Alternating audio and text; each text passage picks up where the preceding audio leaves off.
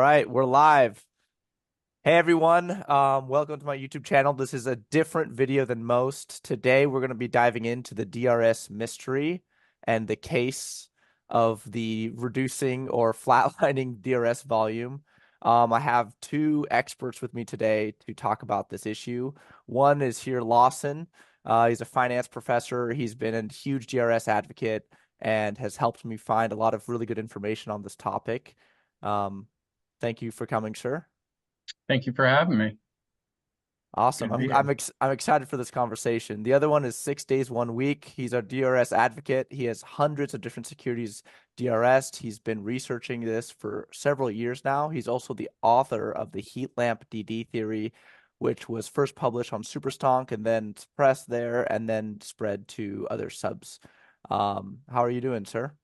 I'm doing great. Thank you. Awesome. Thanks for coming, you guys. I'm really excited for this conversation because DRS is something that, I've worked in finance, and I've traded, equities for the last 6, 7 years or so. And DRS is something that I had never, ever heard of. And if you talk to most people in the macroeconomics or finance space, they'll just look at you with a blank stare. If you mention, what is DRS? What is a direct registration system? Do you really own your shares? So I kind of want to intro this because a lot of the people listening to this and watching this are going to be completely new to this concept.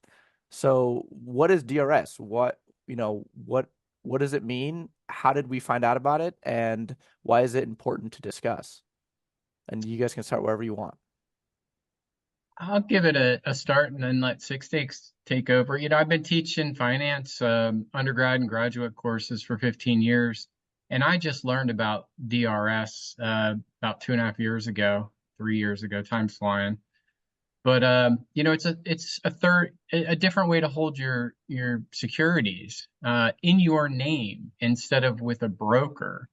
Uh, I always knew I was a beneficial owner when I held shares in a broker, but I didn't know that they lent my shares out to short sellers all the time. And this whole DRS movement, came about with what happened to GameStop, where it started squeezing and the brokers went to position close only. They turned off the buy button, and a lot of stuff on Reddit came out, and people started researching stuff, and someone threw out something about DRS, and that was the first time I ever heard of it. And the more I read about it, the more I liked. Holding shares directly in your name, where the company knows who you are. They have your name and address on file.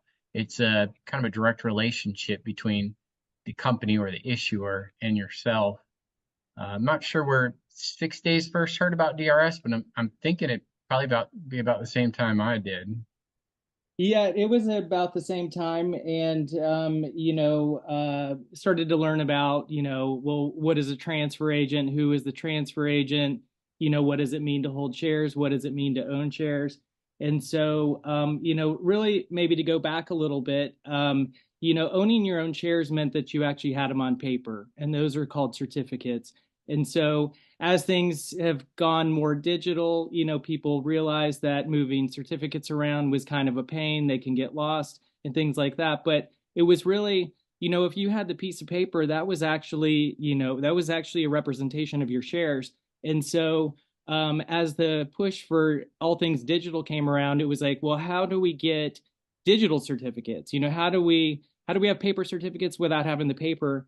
And so really that was what DRS was meant to be. It's the digital representation of the paper. I think that they should have been called digital certificates because as we're going to get into a little bit, the numbers that GameStop is reporting are registered shares. They're not just DRS shares. And so it turns out, and there's a little confusion around, holding shares in your name doesn't actually mean there's two ways of doing it. And so we'll get into that a little bit more. But, as Peruvian Bull said earlier, I have hundreds of securities DRS. I actually have probably 60 certificates now.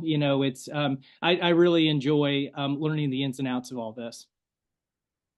Yeah, and this is a fascinating discussion because when I first found out that we don't actually own our shares and we're all beneficial owners of the shares that we buy through our brokerage, it was like a massive shock, because it goes against everything you're taught in the traditional, financial education courses, because you're taught that you have ownership of your shares, that you can choose to lend them out or not, that the brokers follow the rules, and that they aren't broken. And to have that illusion for me shattered was a huge stepping stone. One of the books I read was Naked, Short, and Greedy by Suzanne Trimbath, which I'm sure both of you have heard of.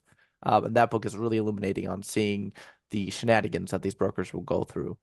So yeah, okay, well, great. That's a good background on DRS. And I know Lawson, you brought a presentation, so let's launch into that. Okay.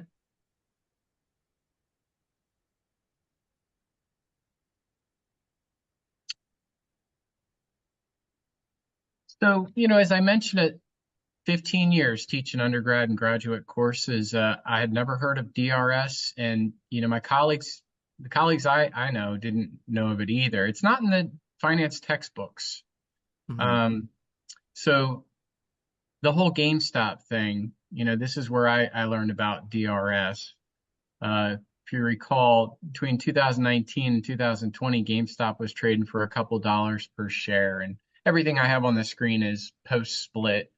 And on January 27th, 28th, it went up a couple 1,000%. They turned off the buy button, and that was pretty unprecedented for brokers to do that. You've seen short squeezes in the past, like Volkswagen, go up much higher without this kind of intervention. And there was congressional hearings about 3 weeks later after they turned off the buy button. And there was an SEC report issued about 8 months later, kind of breaking it down. And what they were saying was some of these brokers were getting intraday margin calls from these clearinghouses. And, GameStop was short over 100%. And all of this tested the resiliency of the securities market. And it was unfortunate, but they had to turn off the buy button. Mm-hmm. I don't think that made anyone feel any better, and at this time, Wall Street Bets had like over 6 million users on that site.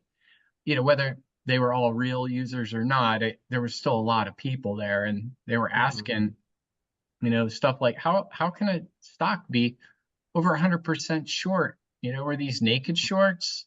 But there are more shares in the market than the company issued. And a lot of people were discovering at the same time about how big the securities lending business is. I don't know if either of you guys saw a post today by Patrick Byrne on X. He reposted this little clip where he found that Goldman Sachs, through his lawsuit, I think he spent like $30 million to get this kind of information, that securities lending accounted for 70% or 75% of Goldman Sachs revenue. So this whole lending business is huge. And I didn't know this. Yeah, it's well hidden. And on that short number, I know that Ortex data right before the sneeze was reporting 200%. I think it was like 220% was the highest it ever showed. And then it's strange because all the short interest figures collapsed after that mini squeeze in January of 2021. Yeah, and I think the Ortex changed their definition. They changed the numerator so it could never be over 100% again. It was odd. Yeah. So people started digging. I started digging as well, and just looking at this history of abusive shorting in our markets. And there's some egregious examples out there. This one guy back in 2005 bought all of the shares that were issued, and the next couple of days, the shares traded multiple times the outstanding, even though technically no shares were actually available. There's examples of cancer research companies being naked shorted to the ground, and lots of examples out there. And even with GameStop, if you do a little post-mortem from the sneeze, there was multiple years of them showing institutional ownership of over 100%. How can that be? How can institutions own over 100% of the available shares in a company. This isn't even including retail ownership. For Mm-hmm. years and years that existed. So the only way that can, um, you know, for institutional ownership to be over 100% is if there are more shares out in the market than were issued. Right? Mm-hmm. And then, of course, Gary Gensler went on different media outlets and announced that 90 to 95% of retail orders, market orders, don't hit the lit exchanges. So people are getting pretty frustrated, and Mm-hmm. DRS comes up, right? This is something that maybe we can uh, force their hand. If enough people direct register their shares, that what we know about DRS is that we have a direct relationship with the issuer. In GameStop knows that I'm invested, how many shares I have. They have a transfer agent where their transfer agent sends me information. I send the transfer agent their information or some information, but it's a direct relationship with the company. And my statements, when I DRS my shares, state that they're withdrawn from the DTC. And the DTC is where almost all of the shares in brokerage firms are held at the DTC with Seed and Co. as a nominee, like 96%, 90, yes, something like 97%. Yeah. that. Yeah, Very high. all shares are in DTC. So when I see this, that my shares are withdrawn from the DTC, that means they can't be used for loaned out for shorting. They can't be used as locates for shorts. At least that's my understanding now. And that's if enough people do that, it might force whatever the market is doing now just seems so out of whack. It seems like if enough people go the DRS route, this might really force them to make some major changes. But, Mm-hmm. that's to be seen. Yeah, because this is also important to note. Like, this is the first time an active, or one of the first times an active base has DRS the float of an entire publicly traded large cap or larger cap, not large cap, company, right? Yeah. Yeah. Every other time this has happened, there's a small group of angry retail investors, but they're usually either too small or too insignificant in the market to actually make a dent. And the GameStop retail investors have made a huge dent and bought a significant portion of the float and DRS'd it. Yeah. Yeah, you said you read Naked, Short, and Greedy. I was thinking of the CMKM Diamond example where they Mm-hmm. took all their shares off the market, but there were some other funky things going on there with the CEO or CFO issuing more shares. That got swept under the rug because of the underlying business was worthless, whereas GameStop, it's not the same case, and it's not a large cap company, but mid cap company. Exactly. And I believe with that case too, I read the affidavit from the SEC and like that was published in 2005. And the SEC had threatened the CEO with a lawsuit if he revealed the extent of the naked shorting that had victimized his company.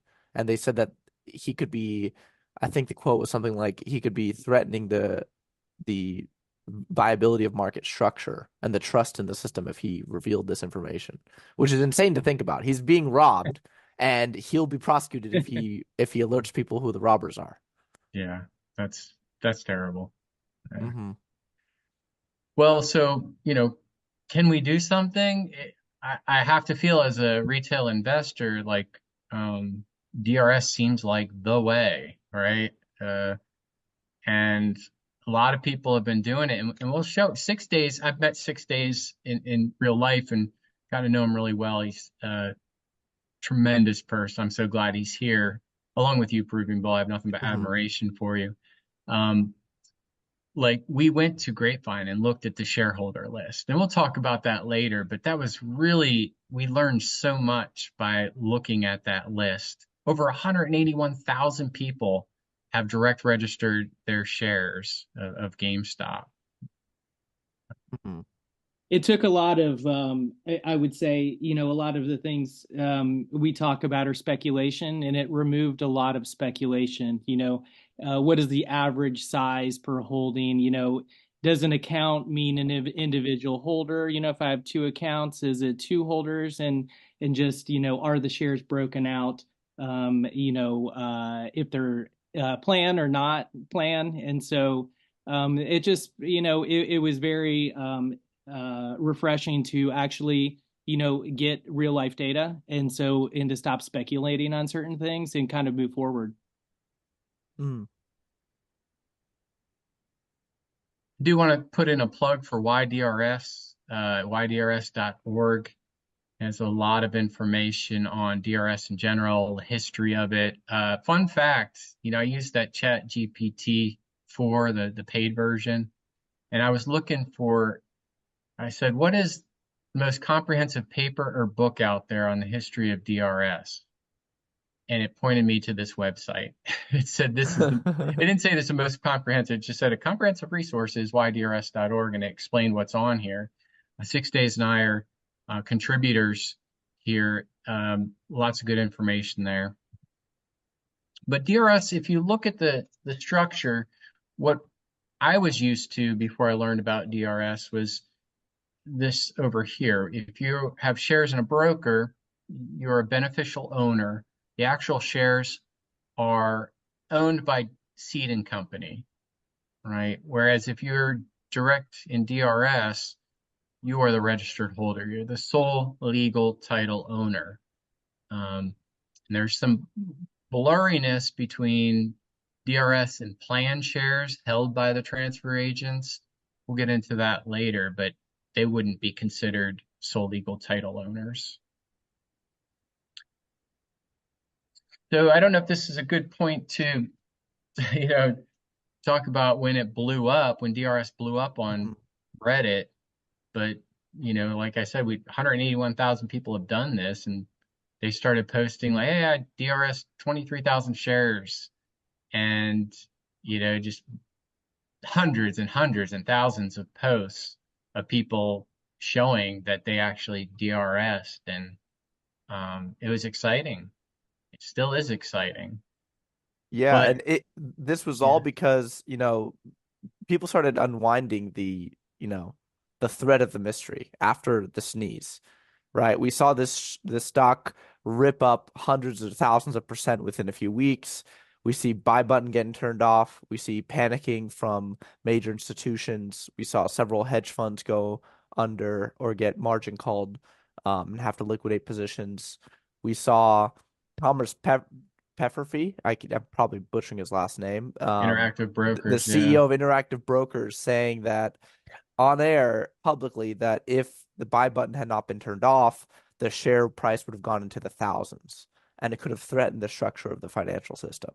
And so people are wondering, like, why would a stock squeeze threaten the entire structure of the financial system if if it's only a few if only a few companies and firms are exposed to this, are short. So it made people start to dive into the depths of how the financial markets work, and that's where we found Suzanne Trimbath, and that's when Atabit's A House of Cards came out, which I think was one of the, key inflection points in this saga, because once we realized that all these shares are not actually owned by investors if they're not DRS'd, excuse me, then we realized, what else are they doing? How else can they manipulate the markets? And so this push, people found out about DRS and realized that it was kind of a slow and lengthy process and kind of clunky. It's, not user friendly. It's not as slick and well presented as Robinhood's UI. But it means you actually own the shares. And so that, I believe, started in about April of 2021. Maybe you should correct me if I'm wrong. April or May, around that time frame, after House of Cards. I think House of Cards 3 came out in like late April of 2021.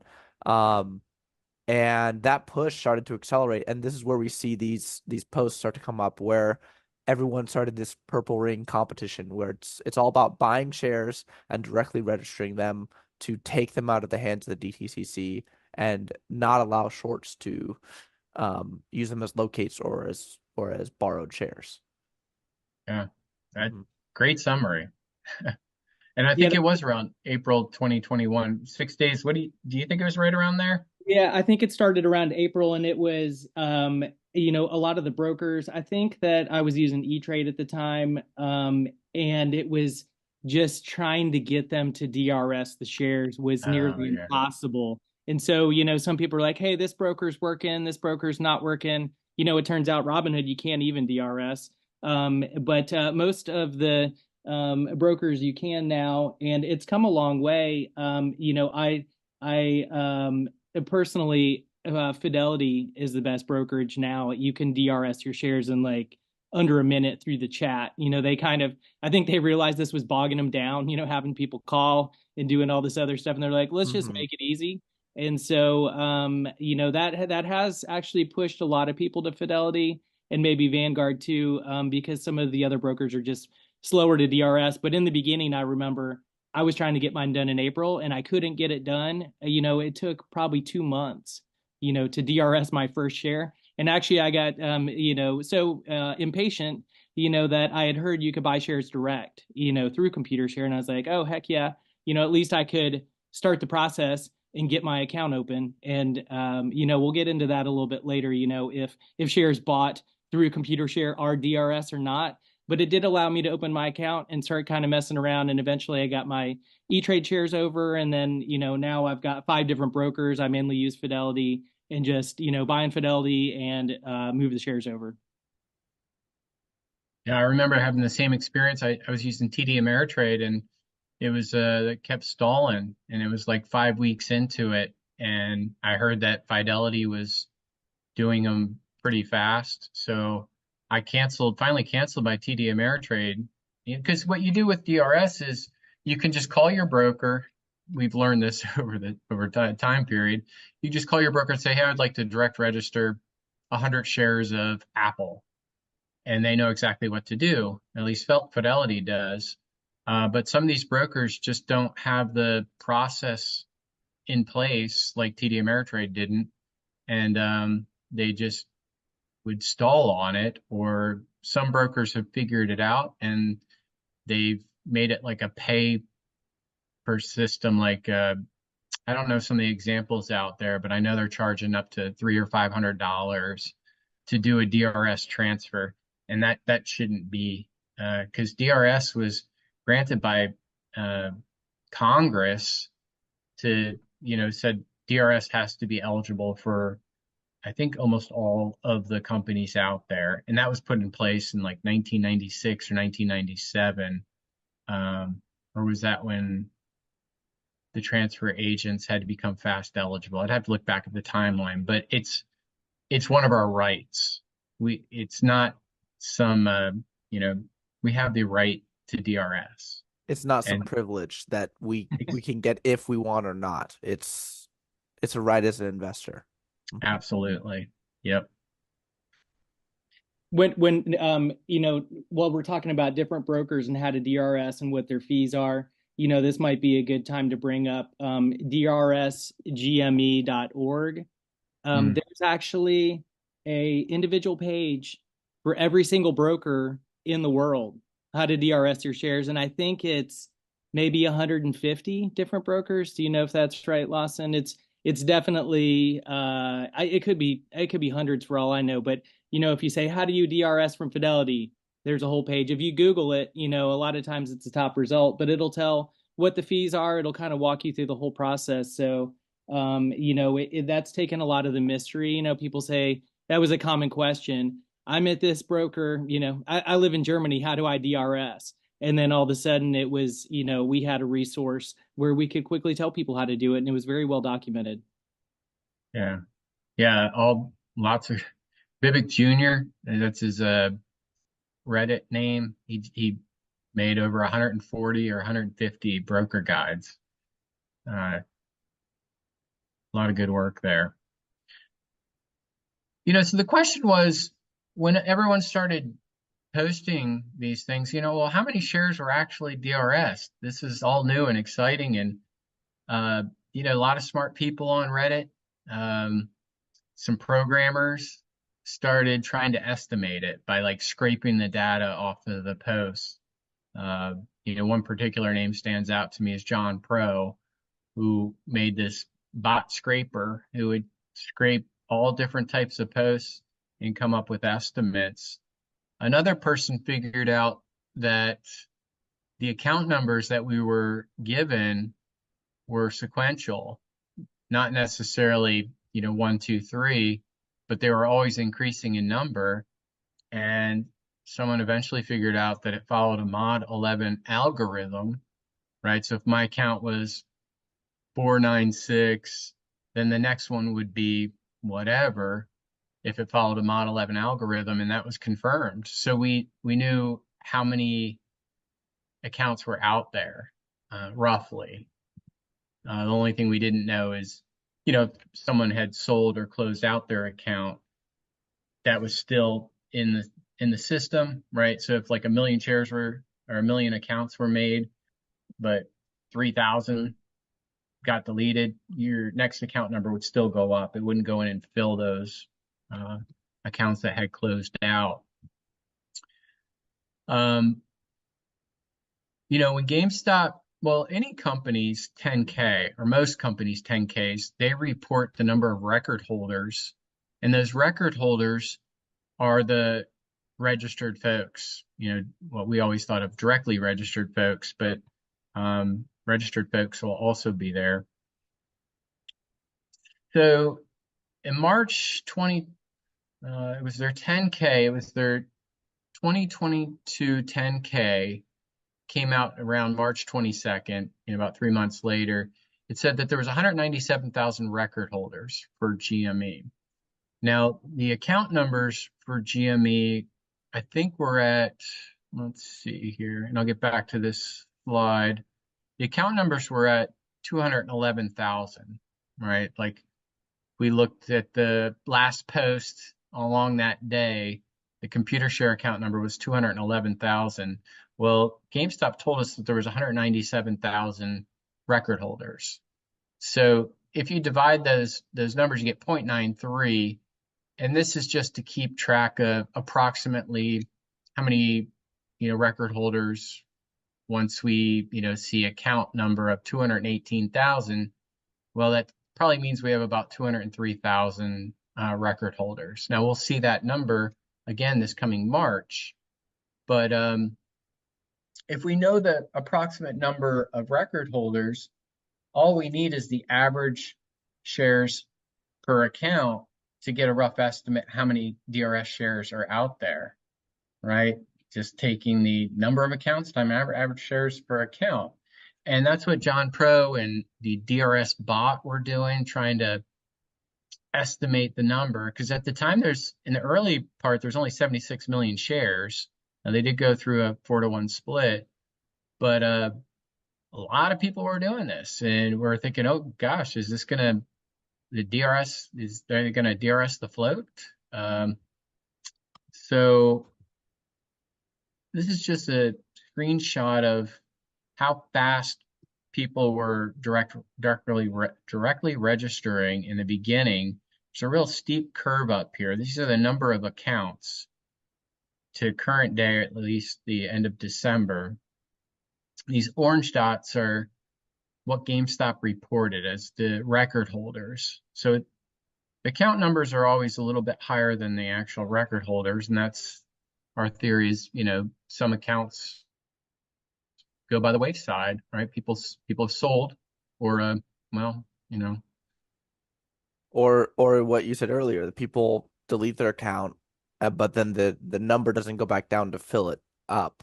They just keep the high score just keeps climbing higher and goes on top of the next highest number, and so just keeps climbing. Yep. Or exactly. if they merge accounts, that would be one way where, you've got two accounts, you've got two account numbers, and you merge it into one, and now one's got 0, and that's it's not a record holder if it has 0 shares in it. Yeah, that's another really good point, because I know some people were purposely trying to create as many accounts as they could because they wanted a current number, right? Which is like, I know someone who just opened up an account just to give us an idea of where they're at now. and it was 218,000. Actually, it's like 2,184,000, but in that Mod 11 algorithm, that last number is a throwaway checksum digit, right? It's meaningless, whereas there's like 218,000 accounts. So for a couple of years, the estimates that John Pro and the DRS bot were coming up with were always off. There was one quarter John Pro nailed it, like it was the exact estimate. And when I say nailed it, like GameStop has since, and I guess I should have talked about this, but GameStop has been releasing these DRS numbers for about 8 quarters now.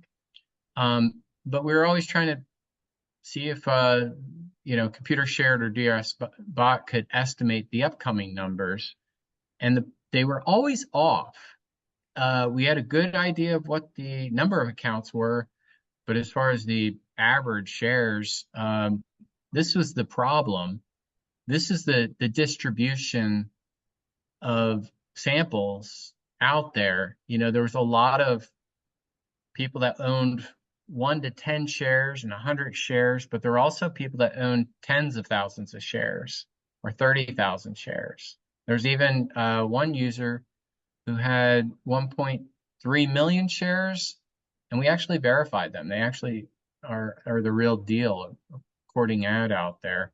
So trying to come up, if you could envision a normal distribution, this is nothing like a normal distribution. This is more like an inverse Gauss or an inverse Poisson distribution. So grabbing the arithmetic average is meaningless, right? We didn't know the actual average until we went to Grapevine. And this is the reason why the DRS bot and computer share were always off. And but when we went to Grapevine and looked at the shareholder list, we got the actual average. And this is meaningful because it's the true average, right? So we found when we went there in April, well, we went there in June, but the list was current as of April 21st, 2023. There were 197,000 accounts on there. The average shares were 384. 181,000 unique individuals. So if you have multiple accounts, you have multiple record holders. But underlying that are 181,000 unique individuals. So yeah, I don't know. 6 days, did you want to expand on this? I feel like I'm jumping around a little bit too much right now. Which part are you looking at? Just any of it? I guess stockholder list. Yeah, I mean, there was a lot of things on there, again, that I was saying, some things that, I guess stop some of the speculation. We were wondering, are fractionals on the stockholder list? I've asked both computer share and GameStop, can I actually vote my fractional? And they've, kind of deferred me to each other. I think both of them, don't want to kind of go out on the line. And so, the stockholder list, we should probably talk about this, is actually, it's different than the ledger. And so the ledger and the list, the ledger actually tells, who owns the shares and where they're at. And so the stockholder list just tells, who has the right to vote, which shares and how many. And so, seeing the fractional on there, fractionals, it's, as far as how fractionals are titled, you can't DRS a fractional share. And so, but apparently you can vote it, so that was just always one thing that, was a little doubtful in our mind. And then, another one was, there were 2 columns of shares. There were what's called a book share and what's called a plan share. And these are made up terms by computer share. There's no legal definition around these. That's just what they call them. They also call them DRS shares or DSPP shares. And so really, looking at the two columns, you can kind of see, they also use what they call pure DRS, direct stock. And we'll kind of get into this in a little bit more, I guess. But, the pure DRS shares, and that means the shares that you own that are not enrolled in the plan were 54 million. And so the rest were looks like almost, 22 million. Those are what ComputerShare calls shares that underpin the plan, which they call DSPP shares. And so we'll get into this a little bit more, but those shares can actually be moved in and out of DTC, whereas the 54 million cannot. And so that was one of the biggest takeaways from there. There were a couple other interesting things at the bottom. The fun facts.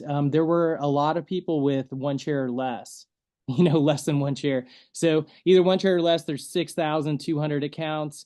There were a lot of people that had exactly 4 shares, probably because they had one share either, through GiveAshare.com or some other way. And then when we got the stock split dividend, it turned into 4. So we were just, kind of seeing some interesting things. And I don't know if you're going to get into this in a little bit about how we verified, I don't know, a dozen, maybe 15 different accounts, to confirm that the numbers that we were seeing were actually what was happening.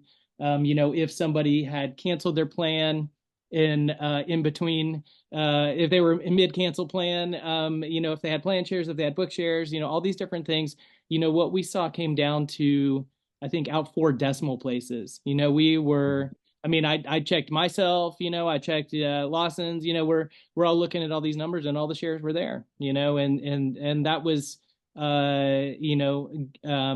it was just information. I don't know what we were expecting to see, but we did verify, that what GameStop was reporting at least appeared to be very in line, with what we saw.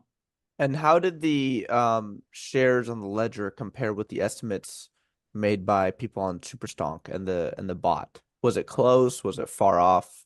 Well, let me go back a little bit. They had so we had, was it the 10K, Lawson, that came out just before? Okay, so there was a 10K that came out. I believe it had 76 million.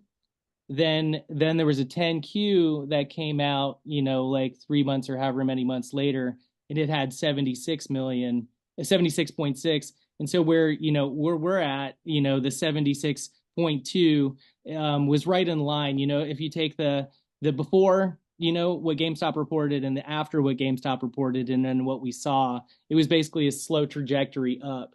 So although we can't confirm, exactly that on the day of the,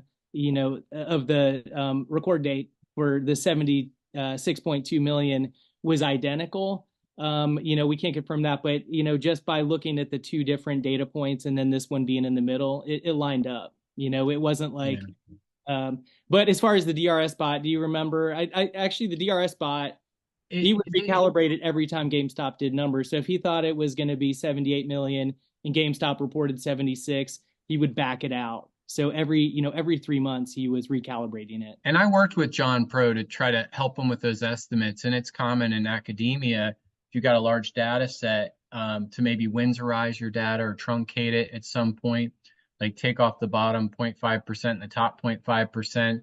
We tried that. We tried 1%, 2%, 3%.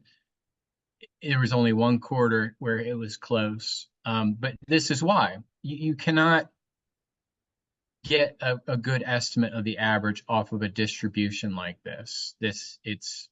You just can't. You need, like, one thing we could do is, if we got the data, looked at the data again, we could look at deciles and take that and use that going forward for a better estimate for the average. But it was frustrating because it seemed like John Pro and DRS Bot were doing everything right to come up with the averages, but if you look at the distribution, you can understand why. Got it. Yeah, let's continue. Cool. So after the Grapevine visit, we finally had the real average, and that was pretty cool. Um, as 6 days said, our number that we found, 76.2 million, that was right in between the last 10K, which was a month earlier, and then the next 10Q, which is a couple of months later. So we know we saw the number of shares, that were being reported. And it gave me, I think, I'm quite certain when GameStop comes out with the numbers, although I'll talk about the change in language that they've made, that they're giving us the total numbers. And not just because our number matched up, it was in between, but because when we went to Grapevine, we went with a couple dozen names, like 6 days had mentioned. And, I blacked out the names here, but, and this is just one of several pages I had, where I knew this person, their first and last name, because they trusted Miller or myself enough to give me their name. And I looked them up on the shareholder list. And, I knew going in that this person had one account. Well, let's go to this person because I can't see that it's being blocked. I knew this person had one account with drip enabled, and they had 365 book, quote unquote book, and 12.67908 plan. So when I went down to the shareholder list and I looked up their name, and by the way, it was in Excel, that's exactly how many they had on the list, down to the 5th decimal place in this case, and the next person, and the next person, and everything matched up. Not a single share was missing, not a fractional out to the 4th or 5th decimal, whatever was there. So until I see the list again, I'm assuming that GameStop is reporting the actual numbers. Now, 6 days, and some folks might have some other thoughts, and I think he's pulling at threads that should be pulled at, but we'll see. I don't think it's out of the question that they stopped reporting it differently or started reporting it differently, but this is what I know. The total number of shares we saw on the list matched up to the 10K and the next 10Q, and all of the shares we checked were there out to the 5th decimal place. But getting into the some weird stuff, in my opinion, it was 2021, Q3, when GameStop first announced the number of registered shares. And they used it as, the phrase was directly registered, right? So the very first 2021 Q3, 5.2 million shares were directly registered with the transfer agent. And that's, post-split, that'd be about 20 million shares, right? And then the following quarter was the 10K. They announced it.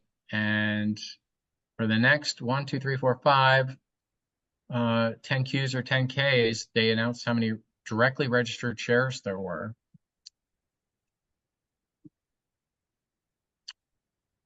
Now, on the 2022 Q3, there was some weird volume. And this is where we get into the heat lamp theory. I do want to look at the time. Where are we at with time here? Because this gets pretty detailed. Yeah, absolutely. Yeah, let's take a little break and then come back in a second. We'll upload the second half of this interview later. Thanks, guys, for introing this. I'm excited to continue the conversation. Yeah, Awesome. absolutely. Thank you for having me. Thank you.